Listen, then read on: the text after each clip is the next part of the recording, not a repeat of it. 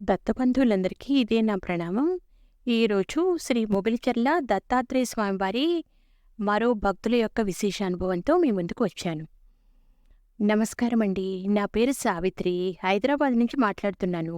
నేను, నాతో పాటు నా స్నేహితులు అందరం సుమారు 8-9 మందిం కలిసి వచ్చే శుక్రవారం నాడు మొగిలిచెరలలో గల దత్తాత్రేయ స్వామివారి మందిరం వద్దకు దర్శనానికి వద్దాము అని అనుకుంటున్నాము. అందరము ఆడవాళ్ళమే. మాకు గది కేటాయించగలరా? మేము తిరిగి సోమవారం సాయంత్రం వెళ్ళిపోతాము. అక్కడ 3 రోజుల పాటు నిద్ర చేయాలి అనుకుంటున్నాము అని ఓ 6-7 నెలల క్రితం నాకు ఫోన్ చేశారు. అంతమందికి కలిపి ఓ పెద్ద గది కేటాయించాము. అదే మాట సావిత్రి గారికి చెప్పాను. అమ్మా, ఉన్నంతలో ఒక గది మీకోసం అట్టే పెట్టాము. సాధారణ వసతులు ఉన్నాయి. ఇక్కడ ఆర్భాటాలు ఉండవు. మీకు మధ్యాహ్నం భోజనం ఉంటుంది. ఏసీలు వగైరాలు లేవు. మీరు అందుకు సిద్ధపడండి అని కూడా చెప్పాను. అయ్యో, మేము దైవదర్శనానికి వస్తున్నాము. మాకు ప్రత్యేక సౌకర్యాలు అక్కర్లేదండి.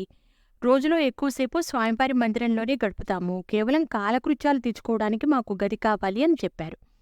అనుకున్న విధంగానే ఆ ప్రక్క శుక్రవారం ఉదయానికి సావిత్రి గారు, ఆమెతో పాటు మరో 10 మంది ఆడవాళ్లు వచ్చారు. వాళ్ళు కేటాయించిన గదికి వెళ్లి తమ సామాన్లు పెట్టుకుని స్నానాలు చేసి మందిరంలోకి వచ్చారు. సావిత్రి గారు తనను తాను నాకు పరిచయం చేసుకుని తనతో వచ్చిన వాళ్లను పరిచయం చేశారు. శ్రీ స్వామివారి గురించి వివరాలు అడిగి తెలుసుకున్నారు.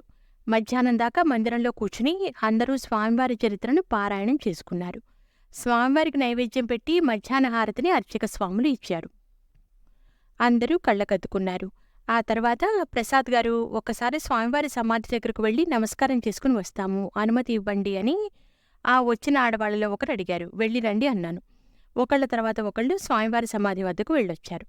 ఆ రోజు సాయంత్రం 4 గంటల వేళ మా అర్చక స్వాములు నా వద్దకు వచ్చి, అయ్యా, మీతో ఒక మాట చెప్పాలి అన్నారు. చెప్పండి అన్నాను. ఉదయం వచ్చిన ఆడవాళ్లు ఇప్పటికి 5-6 సార్లు స్వామివారి సమాధి వద్దకు వచ్చి వెళ్లారు. మేం వారిస్తున్నా వినడం లేదు. మా పనికి ఆటంకం కలుగుతోంది. ఇలా అయితే కష్టం కదా అన్నారు. ఇంతలో మా సిబ్బందిలోంచి ఒకరు గదిలో అందరికీ సరిపడా మంచాలు లేవని, కనీసం కూలర్ కూడా లేకుండా ఎలా ఏర్పాటు చేశారని మా దగ్గర విసుక్కున్నారు. అన్నదాన సత్రం వద్ద కూడా అసంతృప్తితో ఉన్నారు అని చెప్పారు. నేను మాట్లాడతానని వాళ్లకు చెప్పి పంపాను. సావిత్రి గారిని పిలిచాను. అమ్మా, మీతో ముందుగానే ఇక్కడ ఏర్పాట్ల గురించి చెప్పాను. సాధారణ సౌకర్యాలు మాత్రం ఉంటాయని కూడా చెప్పాను.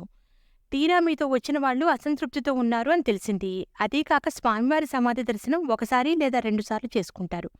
కానీ ఇలా మాటిమాటికి సమాధి వద్దకు వెళ్లి వస్తుంటే మా అర్చకులు పనిచేసుకోవాలి కదా. ఆ సమాధి పవిత్రత మేము కాపాడుకోవాలి. ఇలా చేయడం తగదు అని చెప్పాను. సావిత్రి గారు ఒక్క క్షణం మౌనంగా ఉన్నారు. ప్రసాద్ గారు, నాతో వచ్చిన వాళ్లలో కేవలం 3 వల్లే ఈ సమస్య వచ్చింది. అందరికీ నేను ముందుగానే ఇక్కడ ఏర్పాట్ల గురించి చెప్పాను. అప్పుడు విన్నారు, సరే అన్నారు. తీరా ఇక్కడికి వచ్చాక ఇలా ప్రవర్తిస్తున్నారు. వాళ్లకు నచ్చచెప్తానన్నారు. కొద్దిసేపటికే సావిత్రి గారు తిరిగి నా వద్దకు వచ్చారు. ప్రసాద్ గారు, నన్ను క్షమించండి. ఈ రోజు రాత్రికే మేము తిరిగి హైదరాబాద్ వెళ్ళిపోతున్నాము. స్వామివారి వద్ద ఉండడం కన్నా తమకు సరైన వసతులు లేవని ఆ 3 ఎక్కువగా బాధపడుతున్నారు. అందువల్ల మిగిలిన వాళ్ళని చర్చించుకుని తిరుగు ప్రయాణం పెట్టుకున్నాము. ఈసారి ఇలా అందరితో కాకుండా నేనొక్కదాన్నే వచ్చి స్వామివారి సన్నిధిలో 2-3 రోజులు ఉంటాను అన్నారు. అలాగే అన్నాను. మరో గంటలో అందరూ వెళ్ళిపోయారు. హైదరాబాద్ చేరిన సావిత్రి గారు లోపల చాలా మదనపడ్డారు. 2-3 సార్లు నాకు ఫోన్ చేసి తమ ప్రవర్తన గురించి బాధపడ్డారు. మరో 2 వారాల తర్వాత భర్త, పిల్లలతో కలిసి స్వామివారి దర్శనానికి వచ్చారు. ఆ శనివారం పల్లకీ సేవలో కుటుంబ సమేతంగా పాల్గొన్నారు. ఆదివారం ప్రభాత సేవలో స్వామివారి సమాధికి అర్చక స్వాములు చేసిన అభిషేకము, ఇచ్చిన హారతులు మంటపంలో కూర్చుని భక్తిగా చూశారు. ఆ తరువాత స్వామివారి సమాధి దర్శనం చేసుకుని, ప్రసాద్ గారు, ఆ రోజు మాకు ప్రాప్తం లేదండి. భక్తి కన్నా భోగాలకు ప్రాముఖ్యం ఇచ్చిన వాళ్లను స్వామివారు క్షణం కూడా ఉంచకుండా తరిమేశారు. నాకు బుద్ధి వచ్చింది. ఇక నుంచి మా వారితో కలిసి ఇక్కడికి వస్తాను అన్నారు. భక్తి, భోగం రెండిటికీ తేడాను సావిత్రి గారికి తెలిసేటట్లు చేశారు స్వామివారు.